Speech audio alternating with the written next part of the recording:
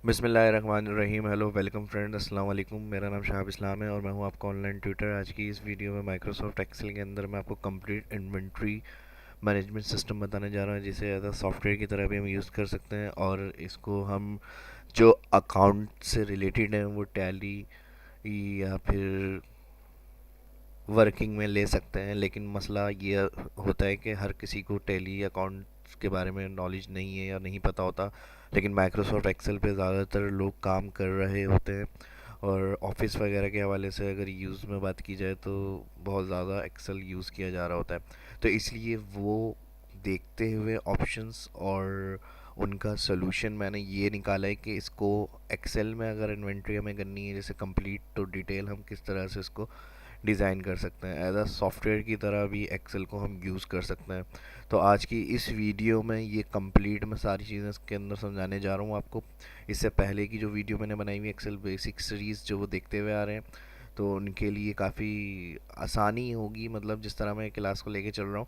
और अगर जो पहली दफ़ा इस वीडियो को देख रहे हैं तो वो भी गौर से देखें और जिस तरह से मैं स्टेप बता रहा हूँ उस तरह से इसके अंदर वर्किंग करें, प्रैक्टिस करें। इंशाल्लाह उनका भी कंप्लीट सारी चीज़ें कॉन्सेप्ट क्लियर हो जाएगा।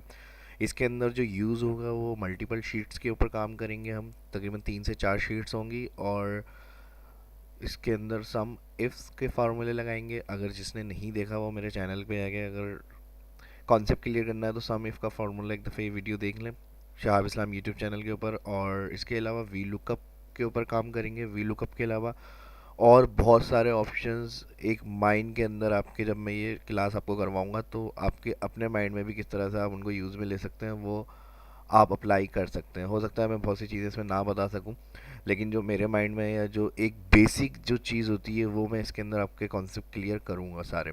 इसके अलावा और मच मोर, क्योंकि ज़ाहिर सी बात है जहाँ जो काम कर रहे हैं आप लोग तो एज इट इज़ बिल्कुल वैसा ही तो मैं डाटा नहीं बना सकता। लेकिन उसको देखते हुए जो मेरे माइंड में चीज़ें आई हैं और जो ज़रूरत पड़ती है वो चीज़ें मैं इसके अंदर सारी आपकी क्लियर कर दूंगा।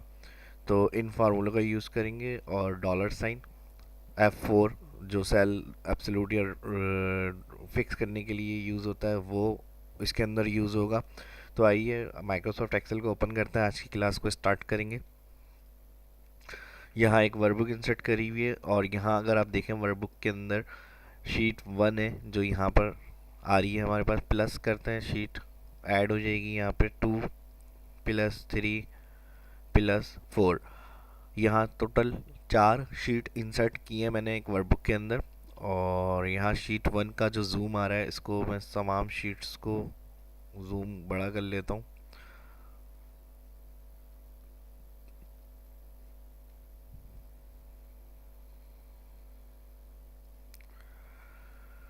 इसके बाद शीट 1 पर आएंगे। यहाँ पर कॉलम बनाने हैं हमें। प्रोडक्ट आईडी आ गया, कैप्स लॉक ऑन कर लेता हूँ।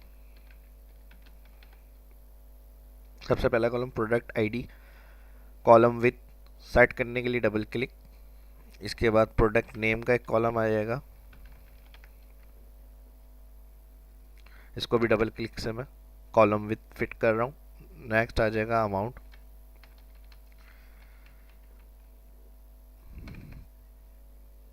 प्रोडक्ट आईडी मिसाल के तौर पे हम 1 रख रहे हैं, 1 से लेके 10 तक, जहाँ तक भी हमें काम करना है वहाँ तक आप ये रिकॉर्ड बनाएंगे। यहाँ 10 तक मैं रख रहा हूँ। उसके बाद प्रोडक्ट नेम के अंदर अब मटेरियल जो होगा किसी भी हवाले से, जिस कंपनी में, फैक्ट्री में या जो भी आपका वर्क होगा वो आप यहाँ प्रोडक्ट नेम के अंदर नाम टाइप करेंगे। यहाँ मैं प्रोडक्ट 1 कर रहा हूँ।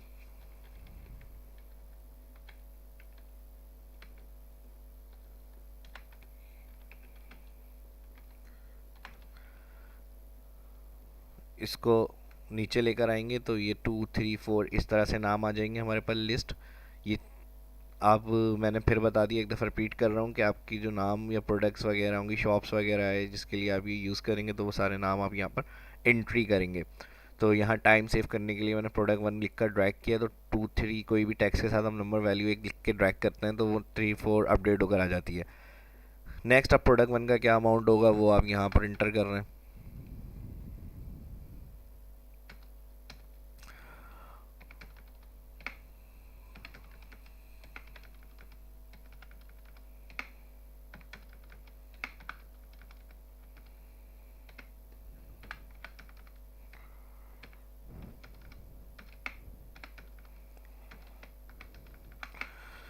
तो यहाँ टोटल हमने क्या किया, आईडी लिख ली, नेम लिख लिया, अमाउंट लिख लिया। इसके अलावा एक्स्ट्रा ऑर्डिनरी कॉलम भी आप बहुत से दे सकते हैं इसके अंदर। रिमार्क्स हो गए, कंपनी नेम हो गया, डेट हो गई, ये सारी चीज़ें भी आप एक्स्ट्रा कॉलम जितने चाहें वो आप बना सकते हैं। यहाँ मेन जिन कॉलम को हमें यूज़ करना है मैं वही आपको बता रहा हूँ समझाने के लिए, ताकि क्लास हमारी ज़्यादा लेंदी ना हो और टाइम भी हमारा सेव रहे।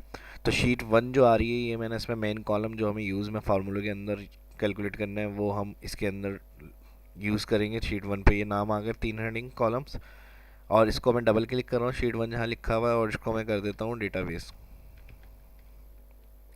यानी हमारा जो भी रिकॉर्ड होगा नॉर्मली एंट्री वो हम यहाँ कर रहे हैं, जिस जिस के ऊपर हमें काम करना है या जिस कंपनी में हम हैं वहाँ जितने भी हमारे नाम है वो हम यहाँ पर एक रिकॉर्ड के तौर पे रख लेंगे। डेटाबेस के नाम से मैंने एक शीट रख ली है, और फिर उसके बाद नेक्स्ट आ जाएगी रिसीव। नेक्स्ट शीट मैंने डबल क्लिक किया, एडिट नाम, रिसीव कर दिया। उसके बाद इशू,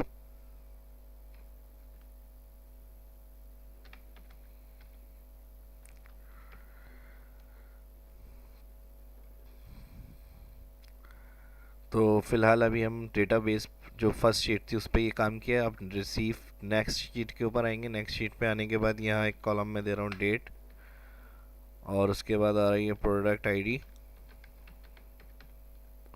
फिर नेक्स्ट आ जाएगा प्रोडक्ट नेम, और लास्ट में आ जाएगा अमाउंट।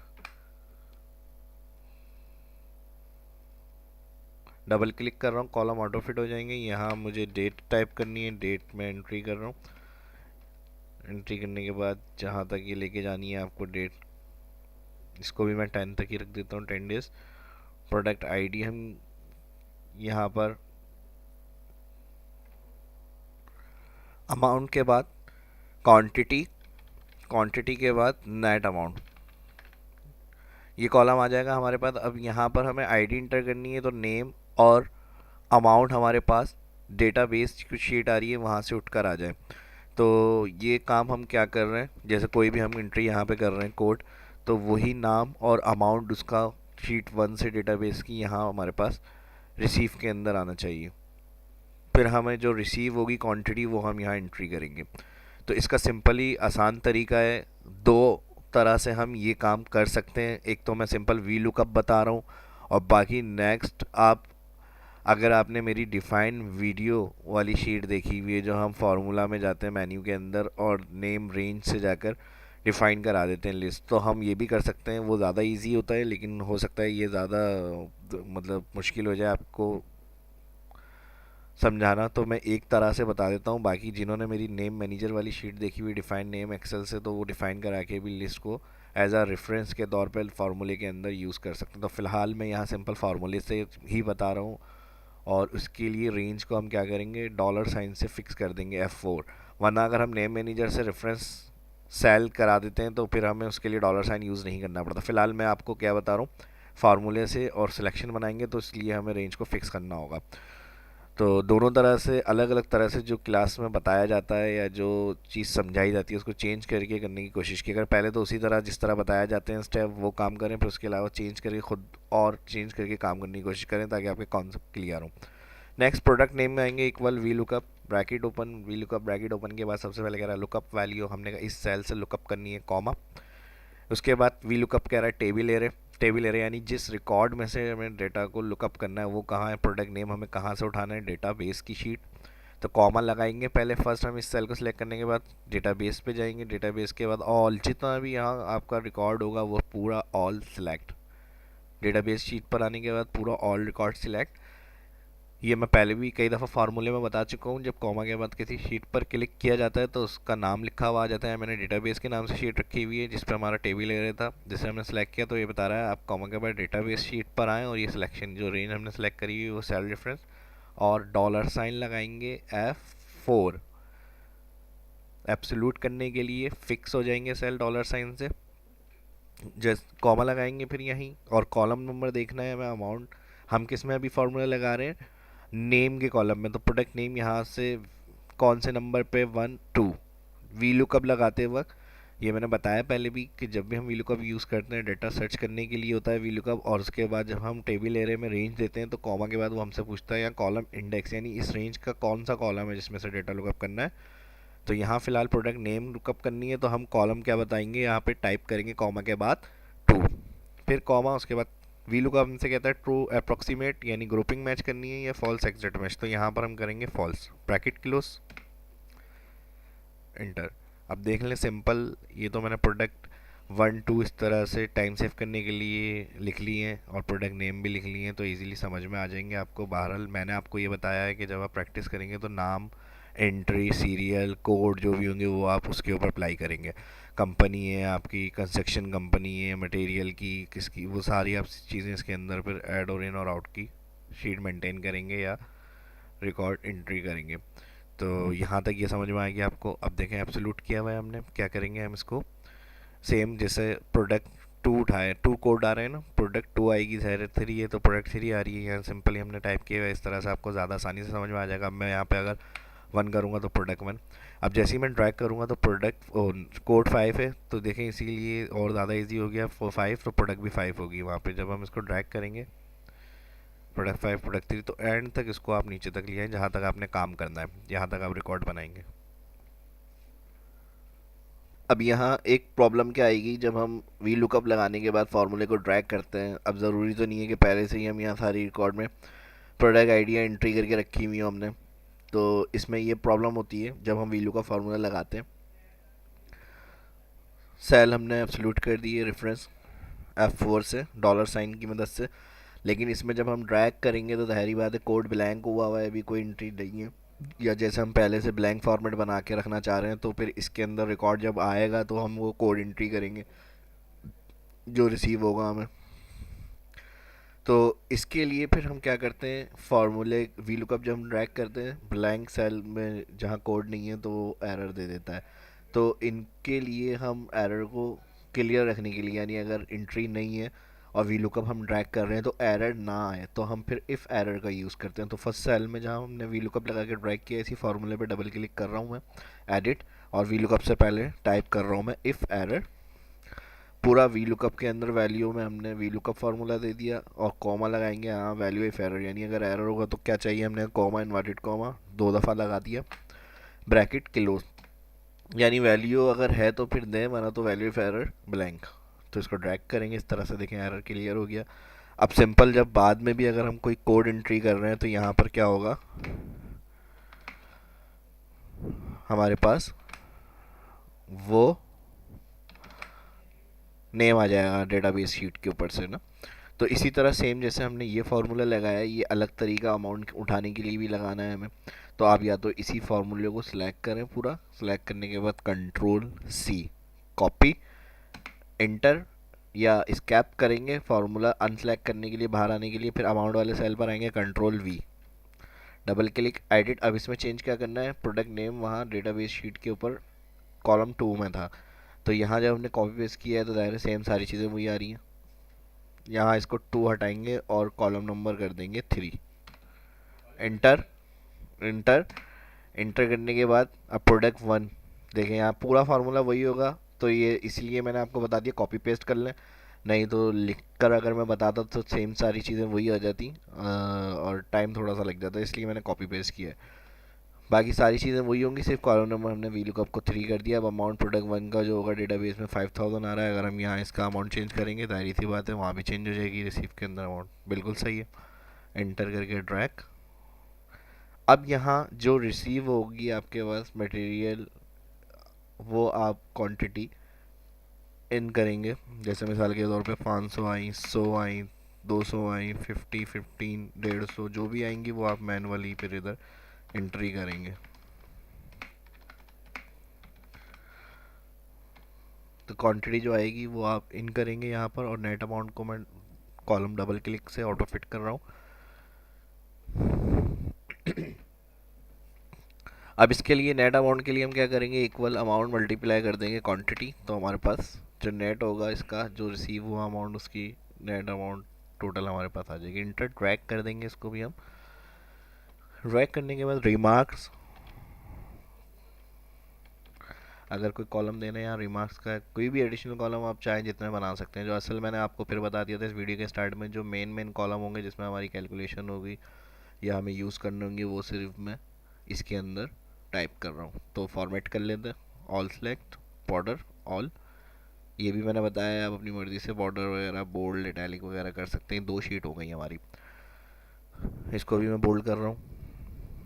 अब ये क्या हो गया, डेटाबेस बनाई थी, रिसीव बनाई थी, उसके बाद अब हम काम करेंगे थर्ड शीट के ऊपर, इशू वाली।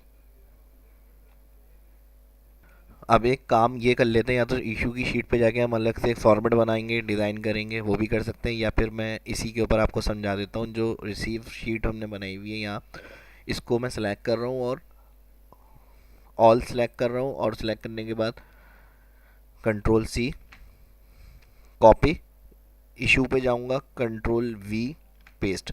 इसी में ही जो इशू वाली शीट्स होंगी इसको चेंज कर देंगे थोड़ा सा, बाकी ऑप्शन सेम वही रहेंगे। डेट जो आ रही है, जैसे हमने रिसीव में वो डेट लिखी है, तो इसको हम थोड़ा आगे करके लिख देंगे, जनवरी 12 से मैंने स्टार्ट किया, या जो भी जो डेट होगी वो आप एंट्री कर सकते हैं। यहाँ मैं इस तरह सीक्वेंस बना रहा हूँ, प्रोडक्ट आईडी वही रहने देते हैं। ये तो जाहिर सी बात है, जब वर्किंग करेंगे इशू के अंदर जो दो प्रोडक्ट आईडी वगैरह होगी वो इंटर इन आउट वगैरह होगी।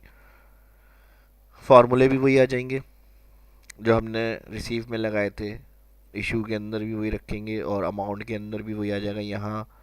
उसके बाद आ रहा है क्वांटिटी, क्वांटिटी कम कर देते हैं हम, क्योंकि रिसीव ज़्यादा होगा और अमाउंट कम इशू हो रही है, तो ज़ाहिर है कम कम होंगी।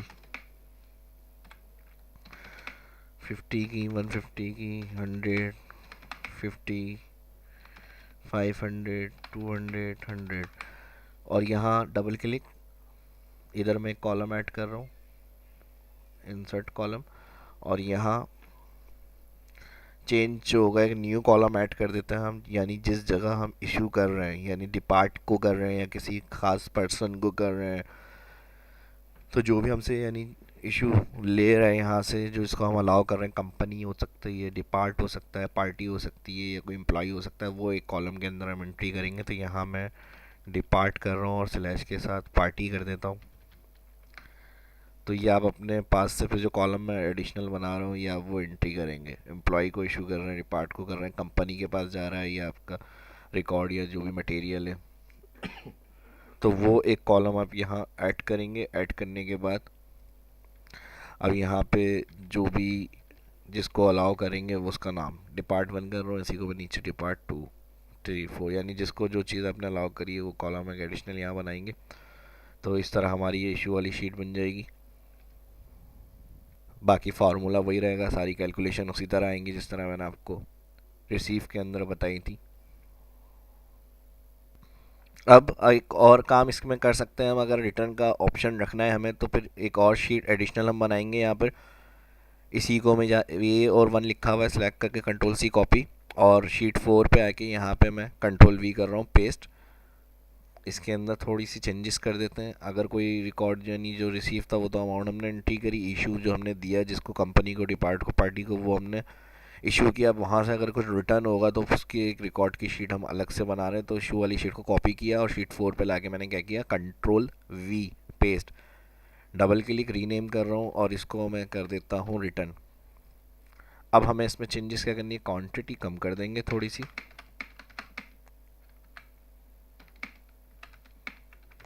यानी जितनी जितनी इशू हुई थी उसके हिसाब से कम कम अगर कुछ रिटर्न हो रहा है तो वो एंट्री हम यहाँ पर कर लेंगे।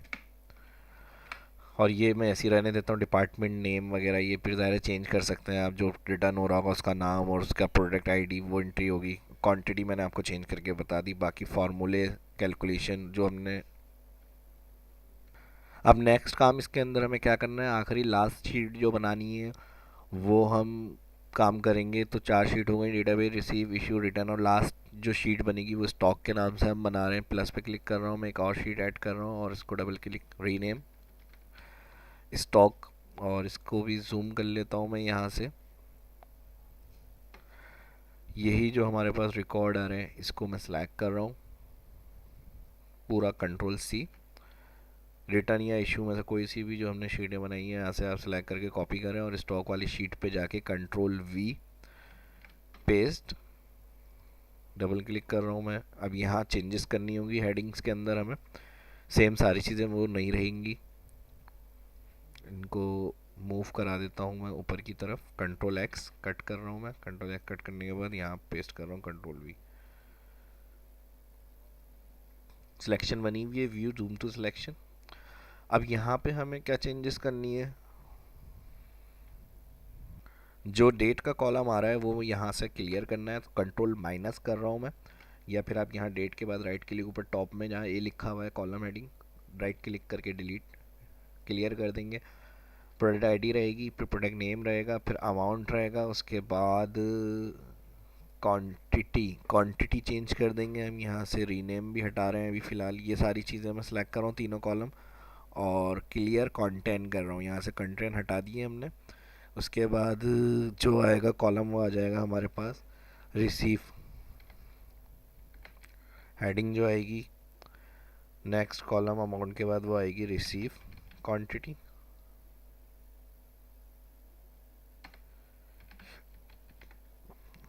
नेक्स्ट कॉलम बनेगा इशू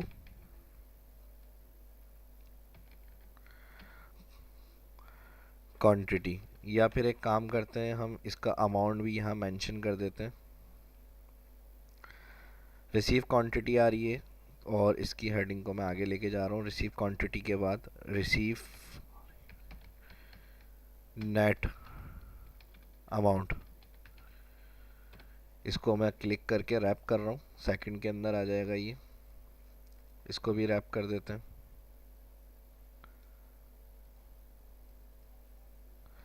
प्रोडक्ट नेम, इसको भी मैं रैप कर रहा हूँ। क्वांटिटी, रिसीव क्वांटिटी हो गई। रिसीव नेट अमाउंट, यानी जो क्वांटिटी होगी उसका अमाउंट भी यहाँ पे बताया मैं।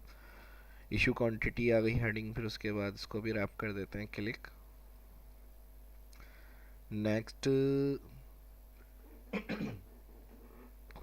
इशू क्वांटिटी के बाद आ जाएगा इशू नेट अमाउंट।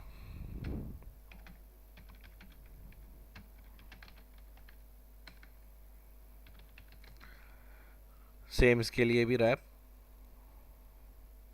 इस तरह से, receive quantity, receive net amount, issue quantity, issue net amount, और इसके बाद आ जाएगा रिटर्न क्वांटिटी और return net amount.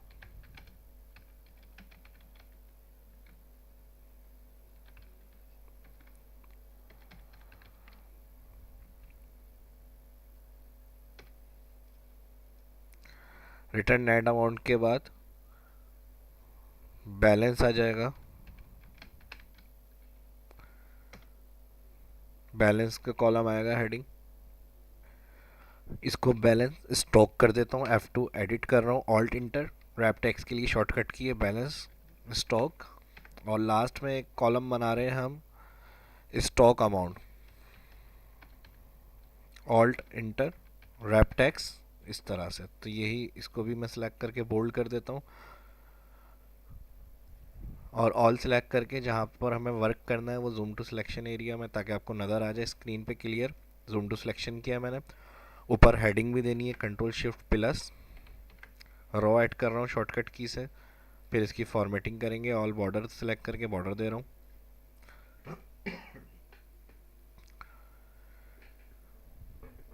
Thick border, thick border के बाद बॉटम बॉर्डर,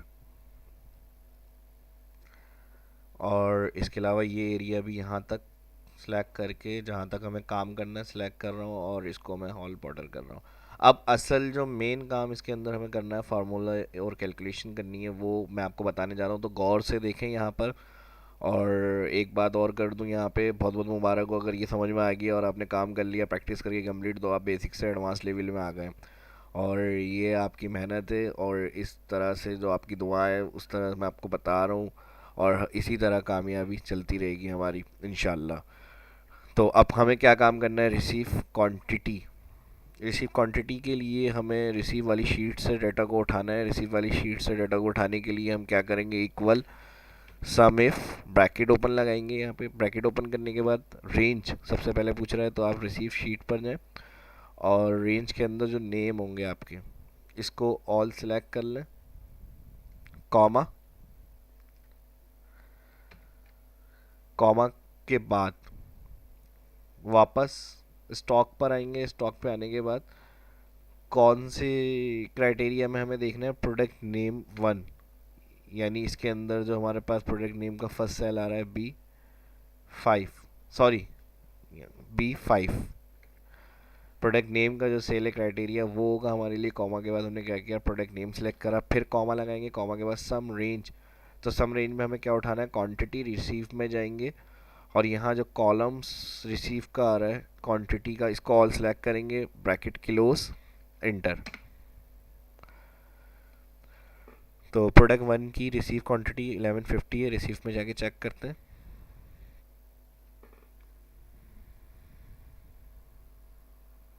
जी बिल्कुल सही आंसर आया हमारे पास। अगर हम यहाँ देखें तो प्रोडक्ट 1 हमारे पास कितनी आ रही है, 500। उसके बाद नेक्स्ट एंट्री अगर हम देखें, प्रोडक्ट नेम यहाँ पे भी लास्ट में आ रही है, 10 जनवरी को हमने रिसीव करी है 650। तो 5 और 650 प्लस स्टॉक में क्या आंसर आ गया हमारे पास, 1150।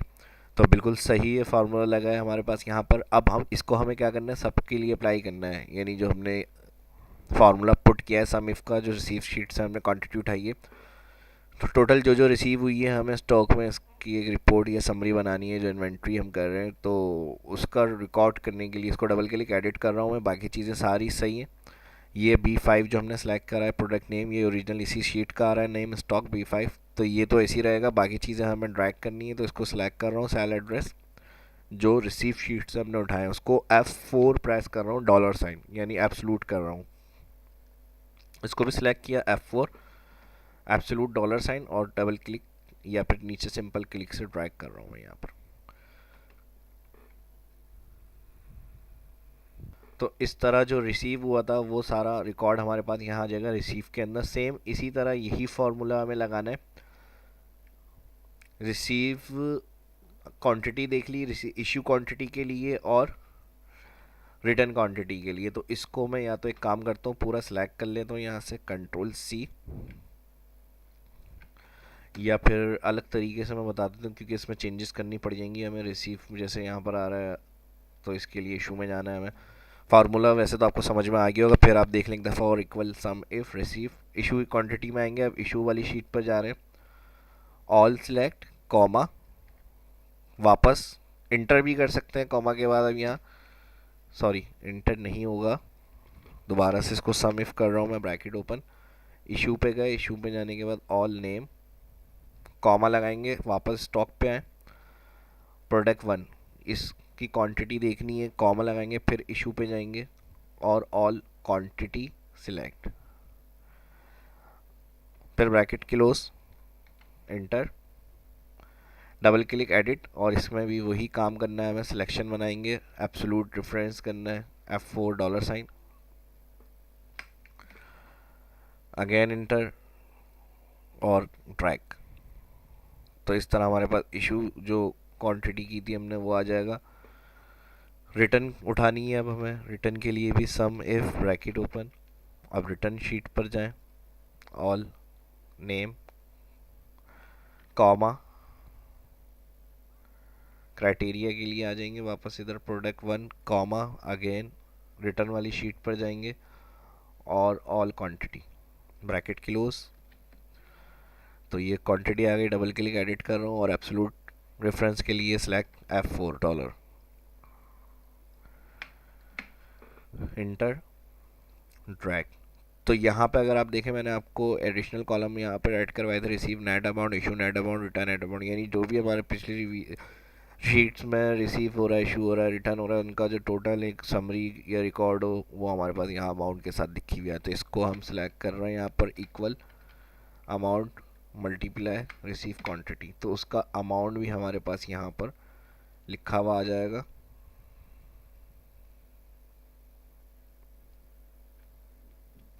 नेक्स्ट इशू में आएंगे, सेम यही काम करेंगे, अमाउंट मल्टीप्लाई इशू, इंटर। तो किस डेट को क्या इशू हुआ, रिसीव हुआ, रिटर्न हुआ, वो रिकॉर्ड हम उनकी शीट पे जाके देख सकते हैं। यहाँ जो टोटल हमें मेंटेन करेंगे वो हमारा अमाउंट हमारे पास लिखा हुआ आ जाएगा। तो इसी तरह रिटर्न अमाउंट देखना है, equal amount multiply quantity, enter, drag. Balance stock के लिए क्या करेंगे, कि स्टॉक हमारे पास अभी बैलेंस में कितना है, equal receive quantity minus issue quantity और प्लस कर देंगे रिटर्न क्वांटिटी, इंटर। तो हमारे पास बैलेंस स्टॉक आ जाएगा। ड्रैग करेंगे इसको हर प्रोडक्ट का, यानी जो भी नेम ब्रांड कंपनी या जो भी आपकी शॉप वगैरह है जिसके लिए आप ये शीट बना रहे हैं, काम कर रहे हैं, तो उसका रिकॉर्ड आपके पास यहाँ आ रहा है। स्टॉक अमाउंट देखने के लिए स्टॉक अमाउंट के अंदर आएंगे, लास्ट हमें ये कैलकुलेशन जो करनी है वो करनी है, stock amount equal receive net amount, उसको माइनस करेंगे इशू नेट अमाउंट और प्लस कर देंगे रिटर्न नेट अमाउंट, इंटर। तो जो हमारे पास स्टॉक अमाउंट होगा वो निकल कर आ जाएगा बैलेंस स्टॉक के हिसाब से, इंटर ड्रैग।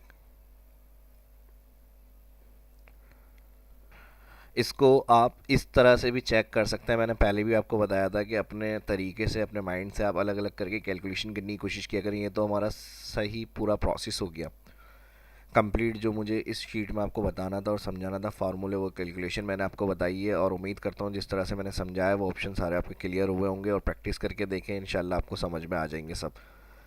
मेन चीज़ होती है फार्मूला लगाने का तरीका, फार्मूले की वर्किंग, और उसका आंसर किस तरह आ रहा है, कहाँ एब्सोल्यूट करना है, कहाँ कॉलम नंबर का काम आ रहा है, कहाँ सम इफ यूज़ हो रहा है। तो ये चीज़ें अगर आपको समझ में आ जाती हैं तो इंशाल्लाह ज़्यादा से ज़्यादा बड़े एक्सेल के ऊपर भी अगर एम आई एस की रिपोर्ट वगैरह की बनाने की जॉब मिल जाती है या बैंक वगैरह में अप्लाई करते हो तो इंशाल्लाह आपको वहाँ पे भी प्रॉब्लम नहीं होगी। और ज़्यादा हेल्प लेने के लिए मैंने फिर आपको बताया है, मेरा यूट्यूब चैनल है, वहाँ से जाकर चैनल को सब्सक्राइब कर लें, हेल्प लेते रहें, सीखते रहें।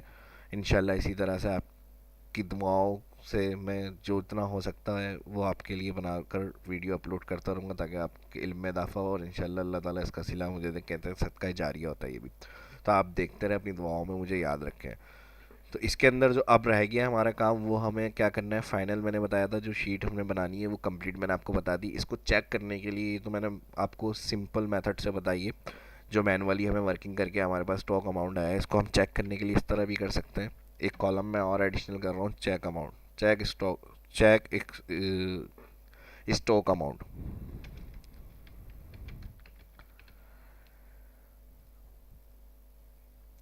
अगर हम इसको बैलेंस स्टॉक को मल्टीप्लाई कर देते हैं अमाउंट से, तो वही सेम आंसर आना चाहिए जो स्टॉक अमाउंट का हमने अभी निकाला है।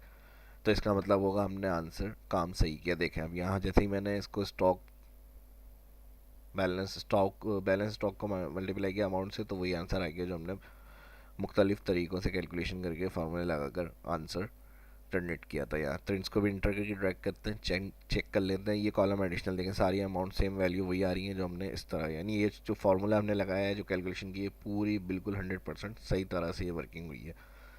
बाकी इसमें चेंज करके और मज़ीद अच्छा करके या इसको बढ़ाकर जो आप काम कर सकते हैं इन फार्मूलों को यूज़ में लेते हैं, वो फिर आपके ऊपर है। आप वर्किंग करें, प्रैक्टिकली काम करें। अगर कहीं हेल्प की ज़रूरत पड़ती है तो वैसे तो वीडियो है बहुत सी जो मैंने अपलोड की हुई है, मेरे चैनल पे जाकर देख सकते हैं। अगर फिर भी कोई कॉन्सेप्ट क्लियर नहीं हो रहा तो कमेंट करके मुझसे पूछ सकते हैं, इंशाल्लाह मैं आंसर करूँगा। इस वीडियो को देखकर इसकी प्रैक्टिस करें। वीडियो कैसी लगी कमेंट करके ज़रूर बताइएगा। आप लोगों के लिए बनाता हूँ, आप लोगों के सीखने के लिए बनाता हूँ, और आप लोग इससे सीखें, इससे फ़ायदा हासिल करें तो मुझे खुशी होगी। कमेंट करके ज़रूर बताया करें वीडियो कैसी लग रही है, आपको समझ में आ रहे हैं ऑप्शंस और फार्मूले वगैरह जो जो मैं बता रहा हूँ वो उस तरह से आप यूज़ करें। बाकी वीडियो अच्छी लगी तो लाइक करें, शेयर करें दोस्तों के साथ, और चैनल को सब्सक्राइब करें। लास्ट में यहाँ पर हेडिंग रह जाती है, फॉर्मेटिंग मैंने बताया आप अपने तरीके से कर सकते हैं। तरीके मैंने बताए हुए हैं, वर्ड आर्ट हो गया, मर्ज एंड सेंटर हो गया, इस तरह से आप जितनी अच्छी करके डिज़ाइन कर सकते हैं वो आप हेडिंग दे सकते हैं। इन्वेंटरी मैनेजमेंट एक्सेल, बाहर क्लिक कर रहा हूँ, दोबारा इसी सेल के ऊपर आएंगे, सेंटर कर रहा हूँ अलाइन, यहाँ हेडिंग को मैं बड़ा कर रहा हूँ, और कलर स्टाइल या आप अपनी मर्ज़ी से दे दें यहाँ पर।